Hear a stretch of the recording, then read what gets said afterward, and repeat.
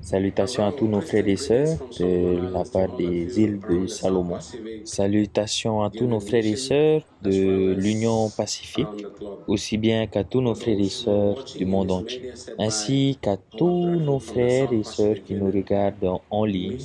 Merci à nos frères et sœurs de l'Union qui ont mis en place ce programme, ainsi qu'au département de la jeunesse. Notre étude aujourd'hui se trouve dans Ésaïe 44, verset 21 et le verset 22. Toi de ces choses, ô Jacob, ô Israël, car tu es mon serviteur, je t'ai formé. Tu es mon serviteur, Israël, je ne t'oublierai pas. J'efface tes transgressions comme un nuage et tes péchés comme une nuée. Reviens à moi, car je t'ai racheté. Notre sujet d'aujourd'hui, c'est redonne vie à ton alliance. Chers frères et sœurs adventistes, nous sommes comparés au fils prodigue qui a laissé l'amour de son père et nous avons erré dans le désert du péché. Mais dans son amour, il veut que nous revenions à lui. Il nous fait rappeler qu'il est notre Créateur et notre Rédempteur. Peu importe la grandeur de notre péché, il a dit « J'efface tes transgressions ». Cela doit nous faire rappeler que nous vivons à la fermeture de la porte de la grâce. Il veut purifier le sanctuaire céleste. Il veut nettoyer chaque péché pardonné de son peuple et ainsi sceller son peuple par la pluie de l'arrière-saison, afin qu'il puisse établir son alliance avec eux avant de déverser sa colère sur ceux qui transgressent ses commandements. Il voudrait nous rappeler de faire revivre notre alliance avec lui que nous avons brisée pendant ce court moment qu'il nous reste encore. N'est-ce pas merveilleux? Pour notre étude, nous avons besoin de nous poser cette question importante. À quel moment est-ce que j'ai brisé mon alliance avec lui? Que dois-je faire pour faire revivre mon alliance avec lui? Pourquoi est-ce que Dieu m'appelle à faire revivre mon alliance? Pour pouvoir faire revivre notre alliance avec lui, nous devons premièrement comprendre qu'est-ce qu'une alliance. Une alliance est une réunion où des accords seront passés entre deux ou plusieurs personnes qui consiste à faire des actions ou à s'abstenir d'en faire, comme un contrat. Une alliance est d'abord remplie ou conclue et ensuite exécutée, ou peut être mis dans un contrat. La question est, à quel moment avez-vous fait votre engagement avec Dieu? Selon Romains chapitre 6, au verset 3 à 5, ignorez-vous que nous tous qui avons été baptisés en Jésus-Christ, c'est en sa mort que nous avons été baptisés? Nous avons donc été ensevelis avec lui par le baptême en sa mort, afin que, comme Christ est ressuscité des morts par la gloire du Père, de même nous aussi nous marchons en nouveauté de vie. En effet, si nous sommes devenus une même plante avec lui par la conformité en sa mort, nous le serons aussi par la conformité en sa résurrection. Et aussi, il y a plusieurs bénédictions à en retirer de l'alliance avec Dieu. Deutéronome 26, verset 18. Et aujourd'hui, l'Éternel t'a fait promettre que tu seras un peuple qui lui appartiendra, comme il te l'a dit, et tu observeras tous ses commandements. Dans les commentaires bibliques à la page 1120, paragraphe 3, en commentaire de Romains 6, versets 3 à 4 et Deutéronome 26, il est dit engagement mutuel et bénédiction mutuelle. Les bénédictions de l'alliance de Dieu sont mutuelles. Par notre promesse de baptême, nous avons avoué et solennellement confessé le Seigneur Jéhovah comme notre chef. Nous avons virtuellement fait le serment solennel au Père, au Fils et au Saint-Esprit que désormais vivront pour les trois plus grandes puissances ainsi que la vie que nous devons vivre dans la chair serait vécue dans l'obéissance fidèle à la loi sacrée de Dieu. Nous nous sommes déclarés morts et notre vie cachée avec le Christ en Dieu, afin de marcher désormais avec lui en nouveauté de vie. comme des hommes et des femmes ayant fait l'expérience de la nouvelle naissance. Nous avons reconnu l'alliance de Dieu avec nous et nous nous sommes engagés à rechercher les choses d'en haut, où le Christ est assis à la droite de Dieu. Par notre profession de foi, nous avons reconnu le Seigneur comme notre Dieu et nous nous sommes engagés à obéir à ses commandements. En obéissant à la parole de Dieu, nous témoignons devant les anges et devant les hommes que nous vivons selon toute la parole qui sort de la bouche de Dieu. Commentaire biblique à la page 1120, paragraphe 4. Pourquoi beaucoup d'entre nous, professant être le peuple de Dieu, ont fait le vœu solennel ou l'alliance avec Dieu par le baptême, alors que nous devrions garder ses commandements, et pourtant nous avons l'habitude d'échouer en gardant ses commandements. J'espère que nous avons souvent essayé de faire revivre notre alliance avec Dieu, mais que nous avons échoué, que nous nous enfreignons souvent sur les commandements de Dieu et nous avons parfois envie d'abandonner. Pourquoi? Nous sommes comme l'apôtre mentionne dans Romains 7, 18, car je sais qu'en moi, c'est-à-dire dans ma chair, j'ai la volonté, mais non le pouvoir de faire le bien. Si vous et moi, nous sommes confrontés à ce genre de problème, quelle sera la seule solution pour notre problème? Lorsque vous regardez au jour de votre baptême, vous avez cette pensée en vous que vous allez vivre une vie parfaite après votre baptême. Mais après seulement quelques semaines, vous réalisez que vous avez failli à l'alliance que vous avez faite avec Dieu. Pourquoi?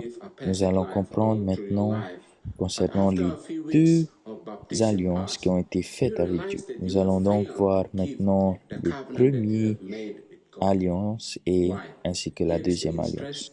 Regardons maintenant la première alliance qui a été faite avec Israël et comment ça s'est passé.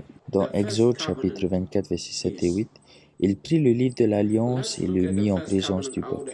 Ils dirent, nous ferons tout ce que l'Éternel a dit et nous obéirons.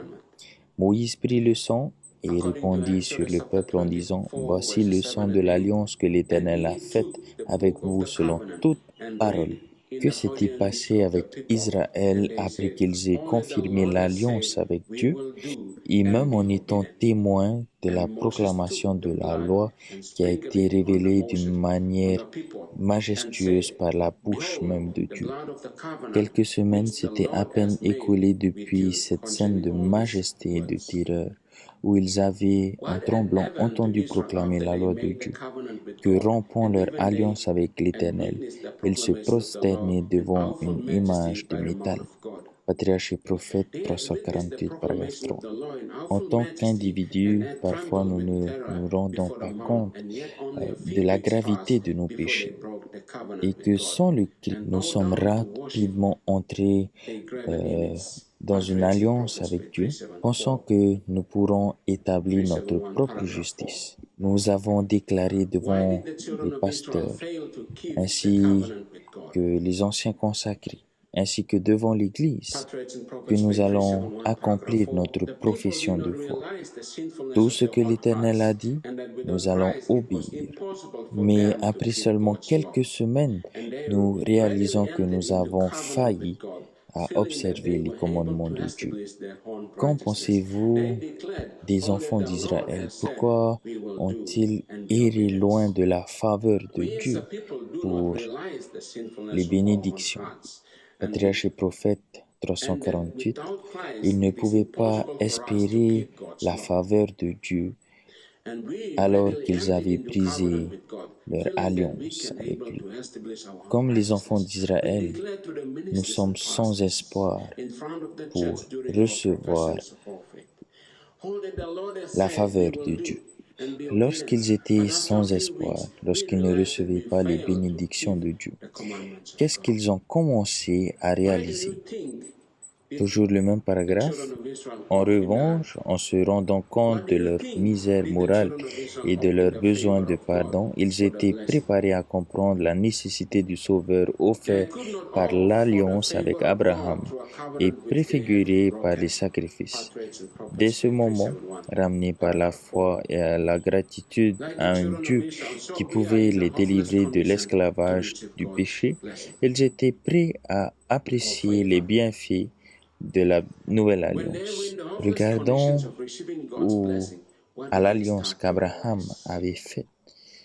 Ici, nous sommes prêts à comprendre le concept et à apprécier les bénédictions qui rejaillissent de la vie d'Abraham. Nous allons maintenant voir plus sur les deux alliances. Premièrement, nous allons voir à travers la vie d'Abraham.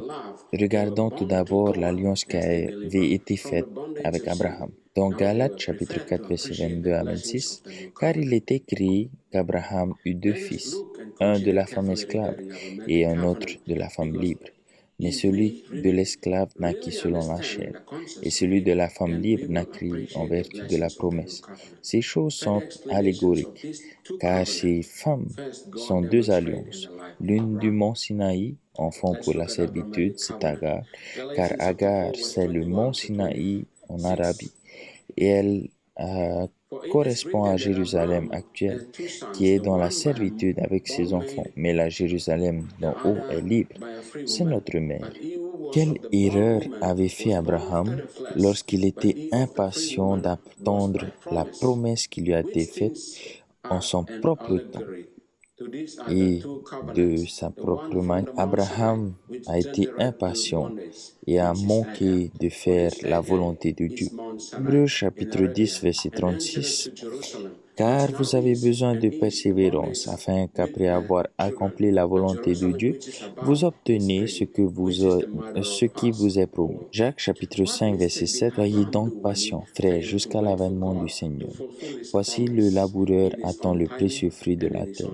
Prenons patience à son égard jusqu'à ce qu'il ait reçu les pluies de la première et de l'arrière-saison. La clé que le Saint-Esprit utilise pour travailler dans chacun de nos cœurs est la patience. Abraham devait recevoir la promesse de Dieu en premier s'il avait accompli la volonté de Dieu, en étant patient lorsque sa foi a été testée. Pourquoi est-ce que la promesse faite à Abraham a été retardée? Abraham n'avait pas obtenu la promesse car toutes les bénédictions sont conditionnées. Donc, afin de recevoir la promesse de Dieu, il devait passer par une autre épreuve. Qu'est-ce que nous avons besoin dans nos vies lorsque nous sommes dans les épreuves? Jacques chapitre 1 verset 3 et 4. Sachant que l'épreuve de votre foi produit la patience, mais il faut que la patience accomplisse parfaitement son œuvre, afin que vous soyez parfaits et accomplis, sans faillir en rien. La formule pour la patience est la foi plus les épreuves égale à la patience. Qu'est-ce que la foi? Et nous savons tous. Hébreux chapitre 11 verset 1.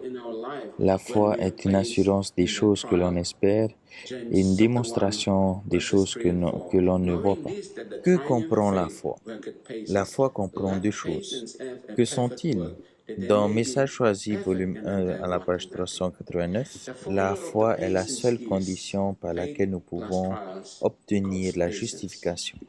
Pour avoir la foi, nous ne devons pas seulement croire, mais avoir confiance. La formule pour la foi est croire plus la confiance égale foi. La question que nous devons poser, pensez-vous qu'Abraham a cru à Dieu et à ses promesses? Abraham avait-il totalement confiance en Dieu lorsque sa foi a été éprouvée? Non, il n'a plus du tout eu confiance en Dieu. Lorsque Abraham n'avait pas attendu patiemment, il n'avait pas fait confiance à Dieu pour la promesse que Dieu avait prévue en son temps. Qu'a fait Abraham pour que cette promesse puisse se réaliser? Alors Sarah, femme d'Abraham, prit Agar, l'Égyptienne, sa servante, et la donna pour femme à Abraham, son mari. Après qu'Abraham eut habité 10 années dans le pays de Canaan, il alla vers Agar. Elle devint enceinte. Quand elle se vit enceinte, elle regarda sa maîtresse avec mépris. Verset 15. Agar enfanta un fils à Abraham, et Abraham donna le nom d'Ismaël au fils d'Agar lui enfantant. Lorsque la foi d'Abraham a été testée et lorsqu'il a perdu confiance en Dieu pour l'accomplissement des promesses, au lieu d'avoir confiance en Dieu, il avait confiance en lui-même, afin que les promesses de Dieu puissent s'accomplir dans sa vie. Il s'est donc marié à Agar, car elle seule pouvait lui enfanter un fils, tout en s'accrochant à la parole de Dieu, qui disait « De toi va sortir plusieurs nations ». Pensez-vous que Satan croyait en Dieu? Jacques 2, verset 19, « Tu crois qu'il y a un seul Dieu, tu fais bien. Les démons le croient aussi, et ils tremblent. » Qu'est-ce que dit la Bible par rapport au fils qu'a enfanté Agar? Dans Galates chapitre 4, verset 22 à 26, de la femme esclave naquit un fils selon la chair. Quel péché avait commis Abraham selon la Bible pour dire que le fils qu'Abraham naquit est né d'après la chair? Pourtant, Abraham ne savait pas que c'était un péché. Galates chapitre 5, verset 19 à 21. Or, les œuvres de la chair sont manifestes. Ce sont l'impudicité, l'impureté, la dissolution, l'idolâtrie, la magie, les inimitiés, les querelles, les jalousies, les animosités, les disputes, les divisions, les sectes, l'envie, l'ivrognerie, les excès de table, les choses semblables. Je vous dis d'avance, comme je l'ai déjà dit, que ceux qui commettent de telles choses n'hériteront point le royaume de Dieu. Abraham, lui, avait commis l'adultère pour que Dieu puisse accomplir l'alliance qu'il avait conclue avec Abraham. Qu'est-ce que le Seigneur lui a dit de faire? Dans Genèse chapitre 21, verset 10 à 12, et elle dit à Abraham, « Chasse cette servante et son fils. » C'était une chose très dure pour Abraham de chasser sa femme et son fils. Lorsque Sarah lui a dit de chasser son fils, le Seigneur est apparu à Abraham. Chasse-la, car à cause de l'enfant et de ta servante, accorde à Sarah tout ce qu'elle te demandera, car c'est d'Isaac que sortira une postérité qui te sera propre. Qu'est-ce que le Seigneur avait dit à Abraham? Chasse la femme esclave et son fils. Lorsque Abraham a chassé sa servante ainsi que son fils, il a encore été placé dans une grande épreuve, afin que sa foi puisse avoir totalement confiance en Dieu et en ses promesses. Quel a été le test d'Abraham? Genèse chapitre 22, versets 1 et 2. Après ces choses, Dieu mit Abraham à l'épreuve et lui dit, « Abraham » Et il répondit, « Me voici. » Dieu dit, « Prends ton fils, ton unique, celui que tu aimes, Isaac, va-t'en au pays de Morija, et là offre-le en holocauste sur l'une des montagnes que je te dirai. » À cause de la foi d'Abraham, Abraham a quitté sa patrie. Il s'est détourné de la maison de son père, de la maison de ses proches. Il a voyagé comme un étranger dans le pays qui appartiendrait à ses héritiers. Il a attendu longtemps pour que le fils de la promesse puisse naître. Et à l'appel de Dieu, il a rejeté son fils. Et voici l'enfant qu'il a tant attendu et allait devenir un homme. Abraham voyait le fruit de son espérance. Et alors, arrivé à ce moment, il vit une très grande épreuve qui était plus forte que les autres épreuves qu'il avait passées. Et l'ordre que Dieu avait donné allait faire naître dans son cœur une très grande tristesse. Prends maintenant ton fils ton fils unique que tu aimes, Isaac, et offre-le en sacrifice. Isaac était comme la lumière qui est venue éclairer sa vie, la joie de sa vieillesse. Et par-dessus tout, il était l'héritier de la promesse. Si quelque chose de mal arrivait à Isaac, le cœur de son père allait se fondre. Il aurait le cœur alourdi. Mais l'ordre lui a été donné de renverser le sang de son fils avec sa propre main. Et cela lui paraissait impossible. Abraham a passé sa plus grande épreuve lorsque Dieu lui a appelé à offrir en sacrifice son fils unique qu'il aimait, et Dieu l'a appelé un homme juste en établissant avec lui une deuxième alliance qu'on appelle l'alliance abrahamique. Parlons maintenant de la seconde alliance ou de la nouvelle alliance. Regardons à cette alliance et les promesses que Dieu a données à tous ceux qui auront la foi en son Fils Jésus. Quelles promesses Dieu a-t-il fait dans cette nouvelle alliance et qu'il voudrait faire cette alliance avec son peuple qui vit dans les derniers jours? Dans Genèse chapitre 31, verset 31-34, voici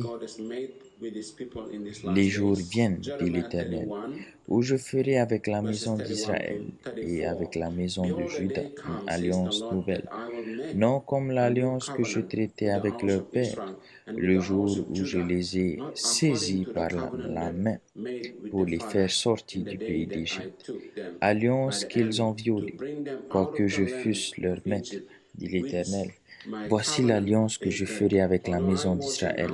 Après ces jours-là, dit l'Éternel, je mettrai ma loi au-dedans d'eux. Je les écrirai dans leur cœur, et je serai leur Dieu, et ils seront mon peuple.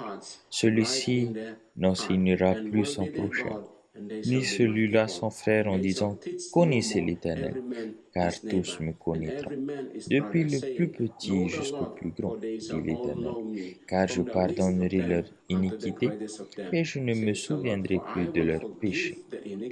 Dans cette nouvelle alliance, comment est-ce que Dieu écrit sa loi dans nos cœurs et dans notre esprit? Hébreux 10, versets 15 à 16. C'est ce que le Saint-Esprit nous atteste aussi, car après avoir dit, voici l'alliance que je ferai avec eux, après ces jours-là, dit le Seigneur, je mettrai mes lois dans leur cœur et je les écrirai dans leur esprit.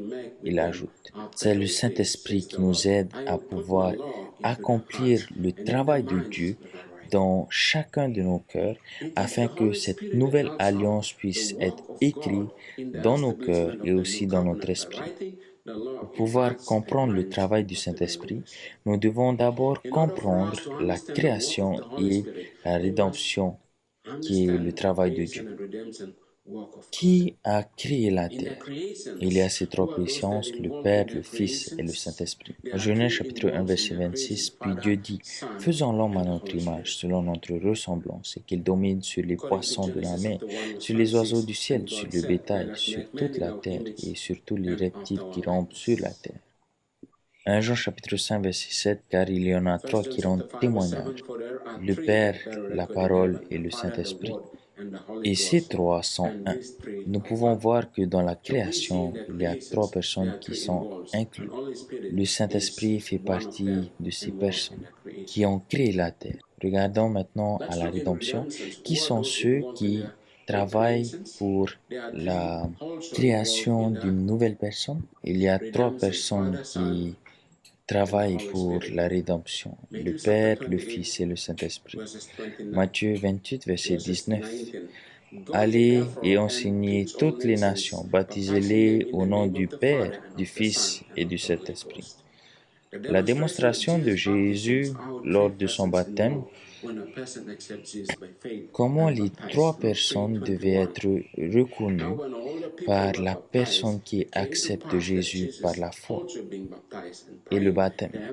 Luc 3, verset 21.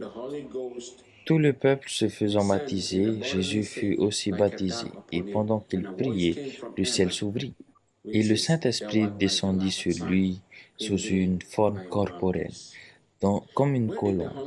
Et une voix fit entendre du ciel ces paroles: Tu es mon Fils bien-aimé, en toi j'ai mis toute mon affection. Où est-ce que le Saint-Esprit avait conduit Jésus après son baptême? Dans Matthieu chapitre 4, verset 1, alors Jésus fut emmené par l'Esprit dans le désert pour être tenté par le diable. Est-ce que Dieu nous tente par le mal? Jacques chapitre 1 verset 13-14. Que personne lorsqu'il est tenté ne dise c'est Dieu qui me tente, car Dieu ne peut être tenté par le mal et il ne le tente lui-même personne. Mais chacun est tenté quand il est attiré et amorcé par sa propre convoitise. Mais pourquoi est-ce que le Saint-Esprit a conduit Jésus dans le désert pour être tenté par le diable?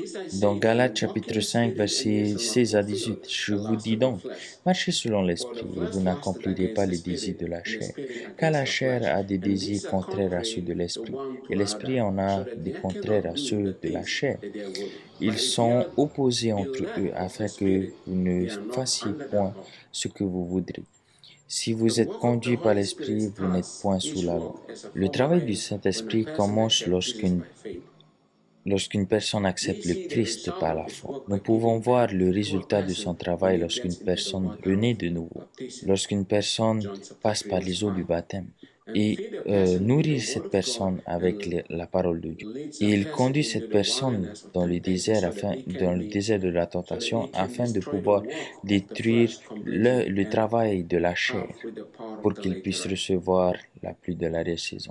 Les 5 vierges folles ainsi que les 5 vierges sages, les deux classes de personnes avaient reçu la pluie de la première saison. Et les sages, avec la pluie de l'arrière-saison, vont terminer le travail. Pourquoi est-ce que la promesse de la pluie de l'arrière-saison retarde? Jérémie 5, 24, 25. Ils ne disent pas dans leur cœur, craignons l'Éternel notre Dieu, qui donne la pluie en son temps, la pluie de la première et de l'arrière-saison, qui nous réserve les semaines destinées à la moisson. C'est à cause de vos iniquités que ces dispensations n'ont pas lieu. Ce sont vos péchés qui vous privent de ces biens. Jérémie 3, 3. Aussi les pluies ont-elles été retenues, et la pluie du printemps a-t-elle été manquée. Mais tu as eu le front d'une femme prostituée, tu n'as pas voulu avoir honte. Jacques 4, 4. Adultère, ne savez-vous pas que l'amour du monde est inimitié contre Dieu? Celui donc qui veut être ami du monde sera ennemi de Dieu. 1 Jean chapitre 2 verset 15 16. N'aimez point le monde, ni les choses qui sont dans le monde. Si quelqu'un aime le monde, l'amour du Père n'est point en lui.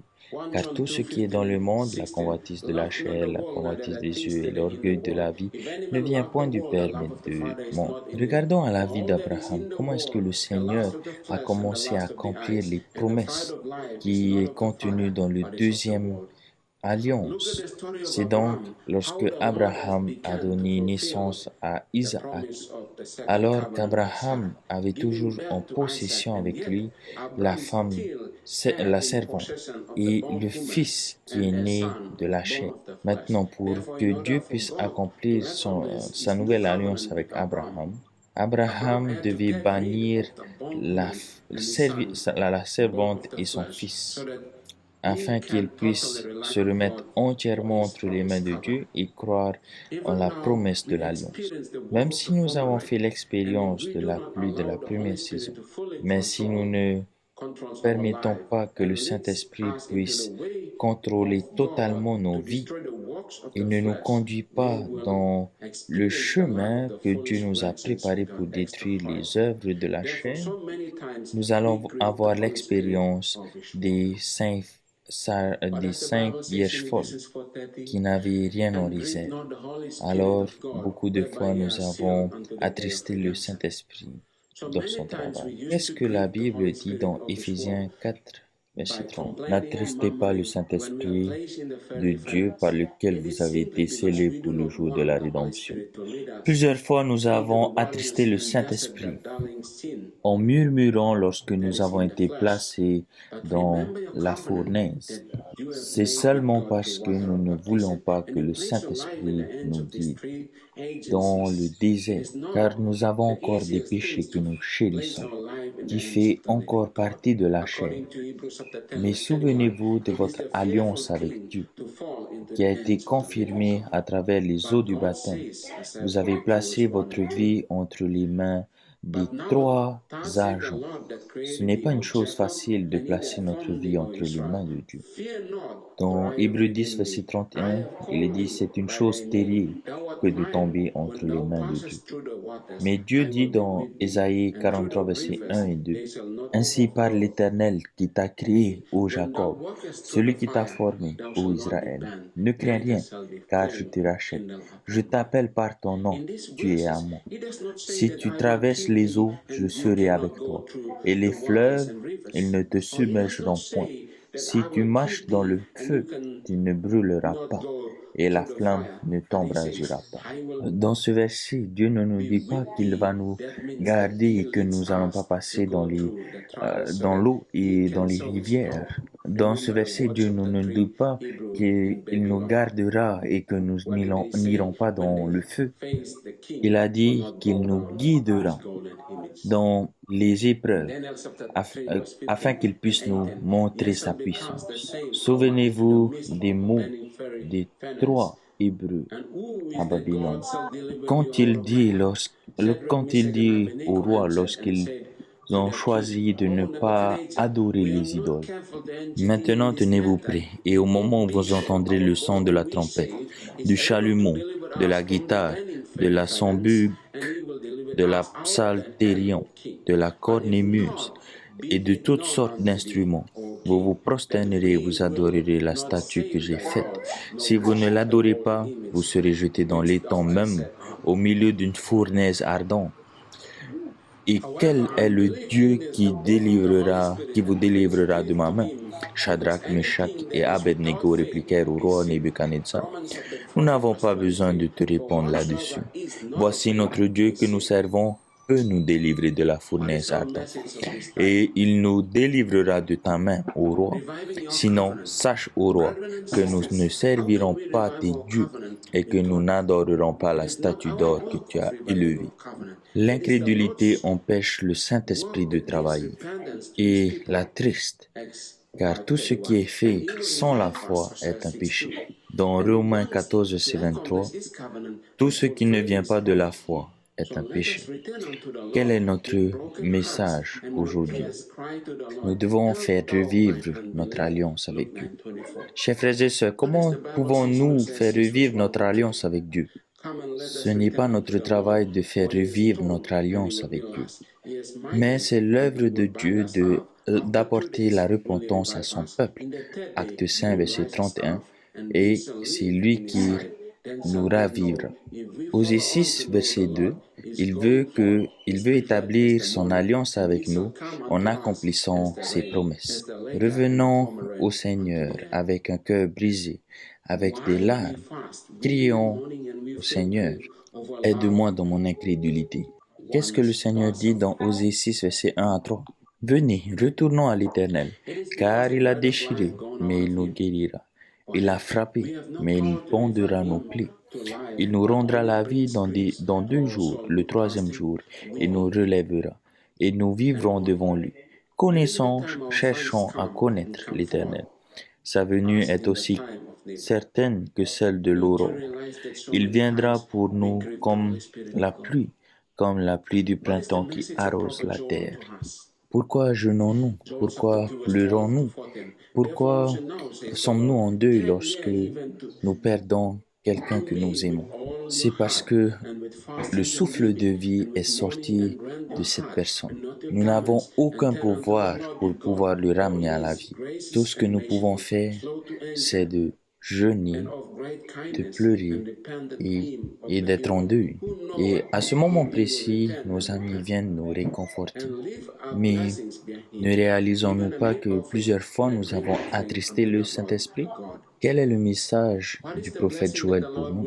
Joël 2, 12, 14. Maintenant encore, dit l'Éternel, revenez à moi de tout votre cœur, avec des jeûnes, avec des pleurs et des lamentations. Déchirez vos cœurs et non vos vêtements, et revenez à l'Éternel votre Dieu, car il est compatissant et miséricordieux, lent à la colère, et les riches en bonté. Et il se repent des maux qu'ils envoient. Qui sait s'il ne reviendra pas et ne se repentira pas, et s'il ne se laissera pas auprès de la bénédiction, des offrandes et des libations pour l'Éternel votre Dieu? Quelle bénédiction le Seigneur laissera derrière lui? Joël 2, verset 23-25. Et vous, enfants de Sion, soyez dans l'allégresse et réjouissez-vous en l'Éternel, votre Dieu, car il donnera la pluie en son temps. Il vous enverra la pluie de la première et de l'arrière-saison. Comme autrefois, les airs se rempliront de blé, et les cuves regorgeront de moût et d'huile. Je vous replacerai les ânes qu'ont dévoré la sauterelle, le gélec, le hasil et le gazam, ma grande armée que j'avais envoyée contre vous.